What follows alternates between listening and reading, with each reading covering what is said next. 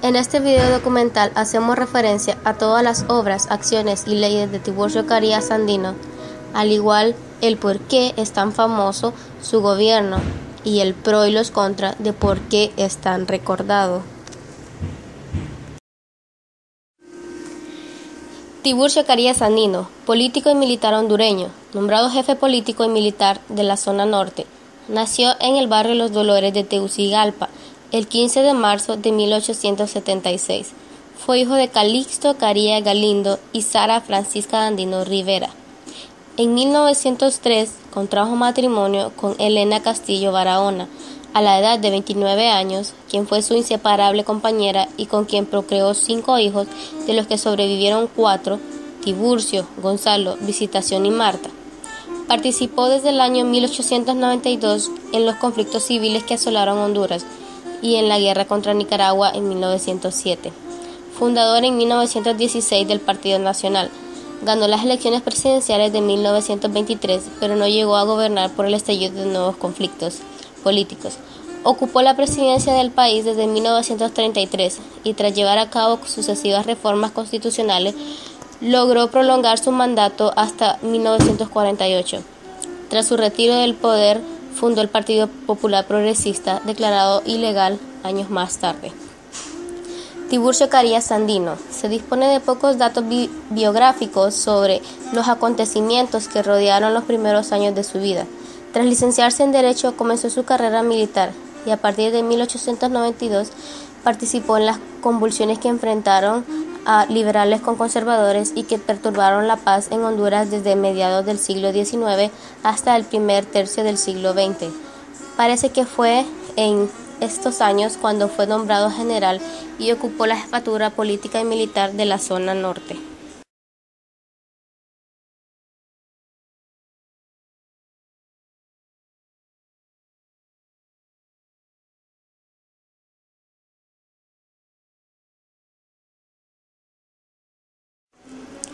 En 1907 tomó parte de la guerra que libró Honduras contra Nicaragua, que tuvo como origen un problema fronterizo. Honduras, que contaba con el respaldo de El Salvador, perdió la guerra. Su presidente, Manuel Bonilla, firme defensor de los derechos territoriales de su país, se vio obligado a emitir la nueva frontera, pero a pesar de este reconocimiento fue necesaria la intervención de Estados Unidos para firmar la paz.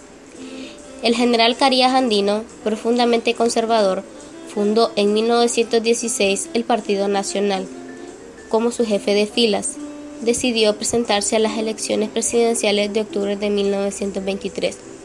El resultado de los comicios le fue favorable, ya que fue el candidato más votado, aunque se impuso a sus competidores Juan Ángel Arias y Policarpo Bonilla por un estrecho margen.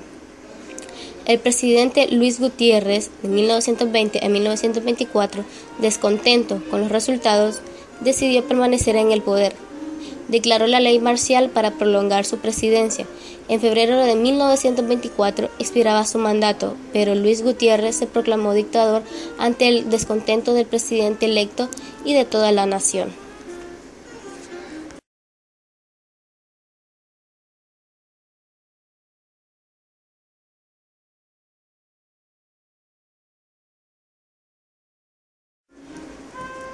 La decisión de Gutiérrez provocó el estallido de una nueva guerra civil, que anuló las posibilidades de Carías Sandino a subir al poder. En ese momento la situación se hizo caótica, pero se recuperó la normalidad tras un corto mandato del general Vicente Tosta, que alcanzó la presidencia tras encabezar un golpe de Estado. Finalizado el mandato de Vicente Tosta, se celebraron nuevas elecciones, en las que resultó vencedor Miguel Paz Barahona, 1925 a 1929. Durante su mandato se mantuvo una cierta calma en la vida política del país. Tras una nueva convocatoria electoral, ocupó la presidencia Vicente Mejía Colindres, de 1929 a 1933.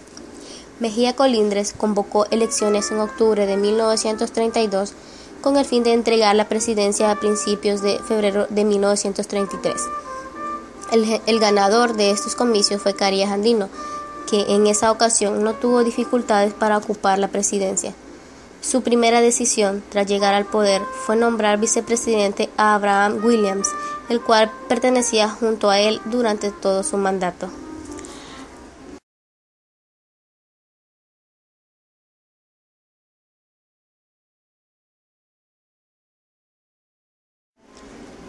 Al parecer, Carías Andino tenía previsto alargar su mandato desde fechas muy tempranas, de modo que inició los preparativos para la elaboración de una nueva constitución en 1936.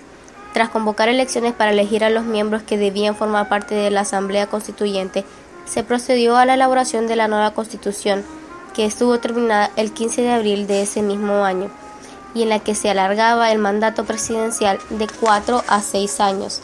Amparándose en esa cláusula, Carías Andino prolongó su mandato hasta enero de 1943. En 1936 tuvo que hacer frente a distintos intentos de derrocarle el poder. Según él mismo afirmó en un discurso ante el Congreso el 1 de enero de 1936, se trataba de pequeñas insurrecciones sin importancia. Para Carías Andino, lo más importante era resolver la tremenda crisis económica del país, como expresó en varias ocasiones, pero no tomó medidas significativas a este respecto. Siempre contó con el apoyo de su partido, el cual se había convertido en la única fuerza política legal del país. Cada vez fue más evidente que el presidente pretendía hacerse con el control absoluto de la situación y ejercer su poder de forma autoritaria y dictatorial.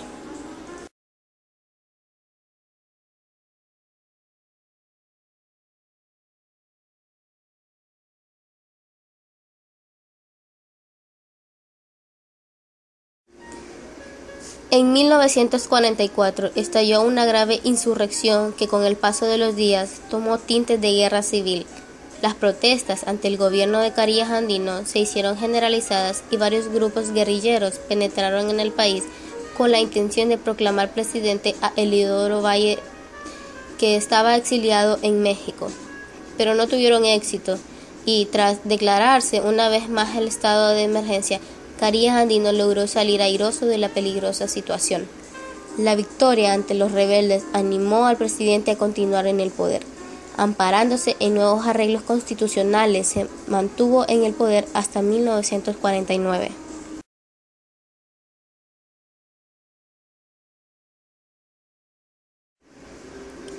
En los 16 años que permaneció en el poder, Carías Andino mostró un intenso nacionalismo, pese a lo cual no tomó parte en la Segunda Guerra Mundial. En 1941 cortó sus relaciones con las potencias del eje. Es posible que las relaciones de dependencia económica con Estados Unidos determinaran esta decisión. Llevó a cabo medidas paternalistas, como a la mayoría de los caudillos sudamericanos de la época. Le gustaba considerarse el padre de la patria.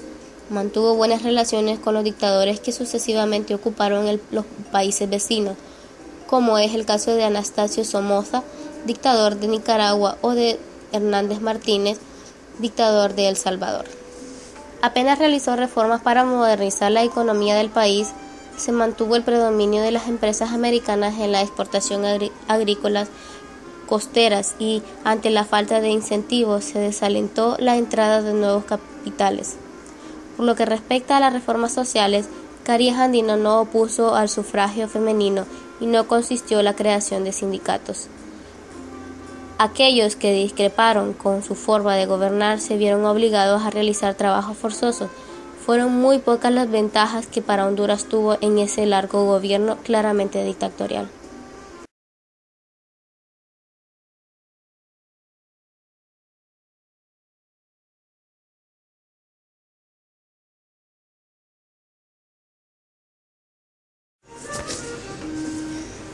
El Cariato.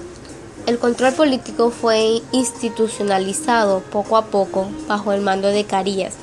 El Partido Comunista de Honduras fue declarado ilegal, pero el Partido Liberal continuó funcionando y a los líderes de la revuelta de 1935 que estaban asilados en el exterior le fue ofrecido pasajes libres para regresar al país por medio de vuelos aéreos si ellos así lo deseaban.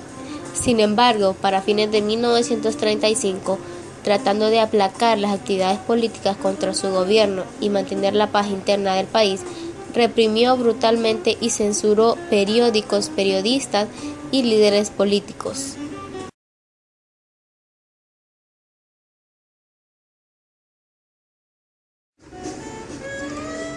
El Partido Nacional, presionado por Carías, empezó una campaña para legitimar su continuación en el poder, pero como la Constitución prohibía la inmediata reelección, el método que escogió para ejercer la continuidad fue formar una asamblea constituyente para escribir una nueva constitución en la cual se establecería una cláusula por la cual esa asamblea escogería el primer presidente que serviría bajo esa constitución.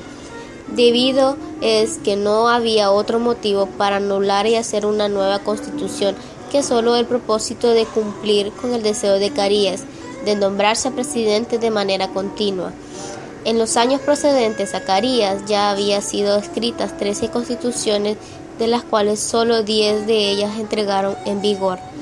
La última había sido adoptada en 1924, de la cual 30 de sus artículos fueron incorporados en la de 1936. Los cambios mayores fueron eliminar la prohibición de la reelección inmediata del presidente y del vicepresidente, extender el periodo presidencial de 4 a 6 años. Otro cambio fue la restauración de la pena de muerte, la reducción del poder del legislativo y negarle la ciudadanía y el derecho de votar a la mujer.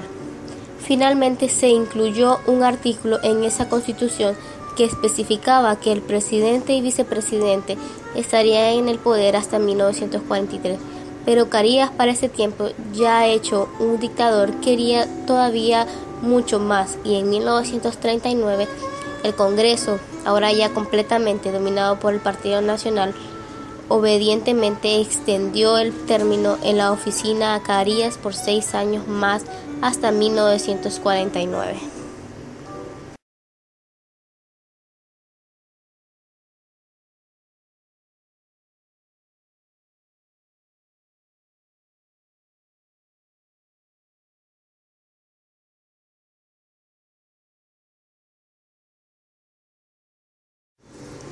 Miembros del Partido Liberal y otros anticaristas reaccionaron indignados, rebelándose.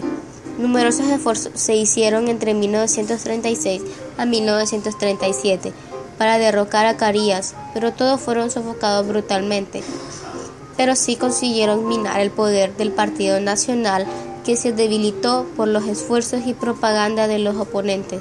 Sin embargo, para finales, el Partido Nacional era la única organización política funcionando en el país, porque numerosos oponentes políticos habían sido encarcelados y torturados, muchos de ellos encadenados y obligados a trabajar brutalmente en las calles de la capital. Otros, como el líder del Partido Liberal, Dr. Zúñiga Huete, habían abandonado el país como exilado político. Los dirigentes del Partido Comunista de Honduras, perseguidos a saciedad, como en el caso de Manuel Cálix Herrera y Juan Pablo Weinreich.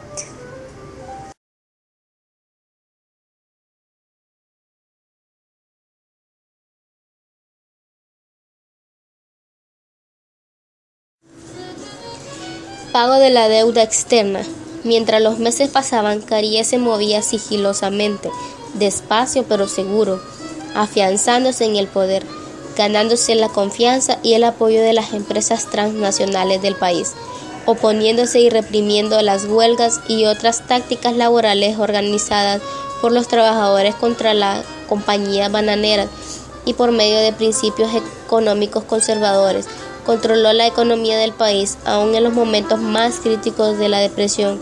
Continuó haciendo pagos regulares por la deuda contraída por gobiernos pasados, principalmente cumpliendo estrictamente los convenios hechos con los banqueros ingleses, al mismo tiempo que satisfacía a otros acreedores, y así, solo en 1935 su gobierno pagó completamente y sin cuestionar el origen de la deuda 2 préstamos que los gobiernos pasados habían contraído, incluyendo los $20 millones que el presidente Vicente Colindres había pactado con las bananeras para tener el ejército contento.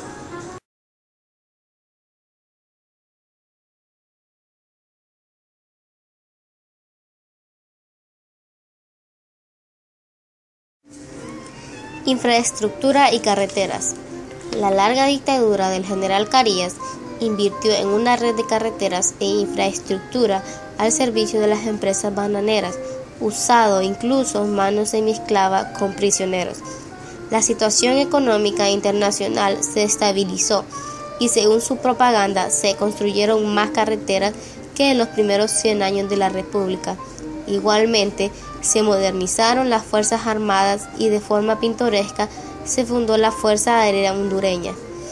Al mismo tiempo, hubo una brutal represión de los partidos de oposición y los derechos laborales y ciudadanos fueron brutalmente suprimidos y los intereses nacionales fueron sacrificados para favorecer a los correligionarios, parientes del presidente o a intereses extranjeros, particularmente de las compañías sede del enclave minero o bananero. Desarrolló diversas obras de infraestructura, como el Puente Mayor, Parque Naciones Unidas y el Estadio Nacional Tiburcio Carías Andino en Tegucigalpa.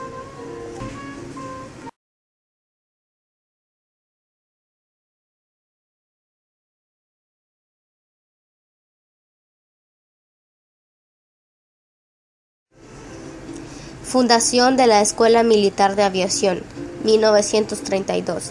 El presidente es el liberal Dr. Vicente Mejía Colindres. Se funda la Escuela Nacional de Aviación. En ese entonces, el Dr. Tiburcio Carías Andino estaba fungiendo como comandante de San Pedro Sula. Él se había preocupado por el desarrollo del ejército a su mando y ahora como presidente, la motivación y su capacidad como comandante hizo que estos deseos incrementaran, dándole especial atención al principio y crecimiento de la Fuerza Aérea Hondureña, fundando la Escuela Militar de Aviación en 1933 y negociando con un coronel de la Fuerza Aérea de Estados Unidos para que sirviera como su primer comandante.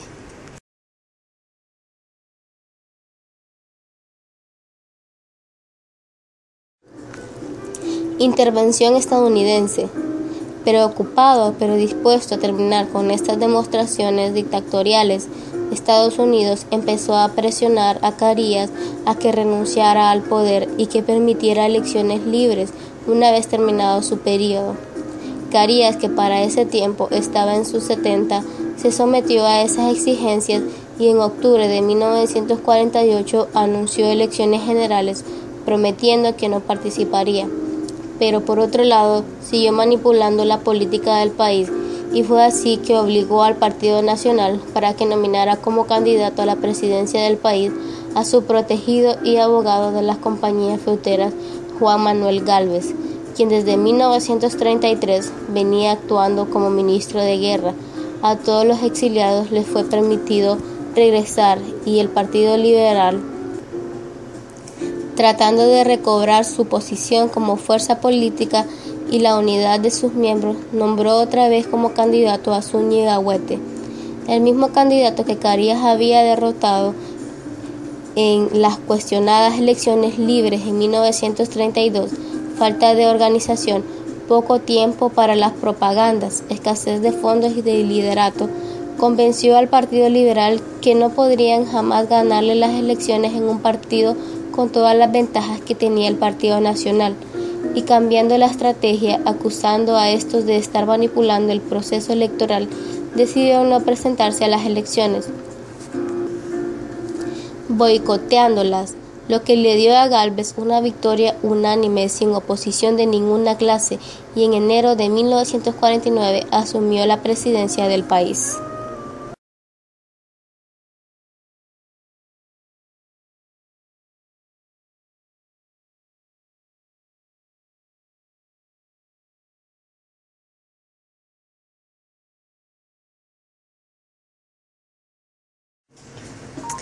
Cargos de Tiburcio Carías Andino.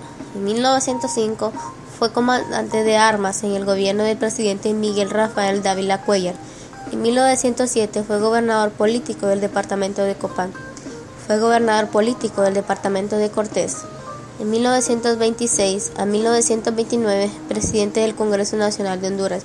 De 1930 a 1931, presidente del Congreso Nacional de Honduras.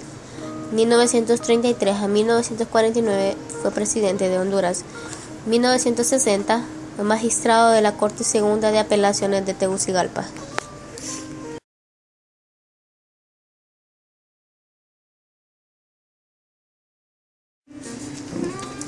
Tiburcio Carías Andino participó en la Revolución de 1892 contra el general Poncio Leiva, Revolución de 1893 contra el general Domingo Vázquez, Levantamiento de 1893 contra el general Terencio Sierra, Levantamiento armado de Honduras en 1903, Batalla de El Aceituno, Batalla de Coray, Conflicto armado en Honduras de 1907, en la Batalla de Lizapa, Batalla de San Pedro Sula en 1910, Primera Guerra Civil de Honduras en 1924, Batalla de El Pedregalito, Batalla de los Llanos, Toncontín, Toma de Tegucigalpa en abril de 1924, Tercera Guerra Civil de Honduras, Batalla de Tegucigalpa, Segunda Guerra Mundial en 1941, declaró la guerra a la Alemania nazi y a Japón envió de tropas.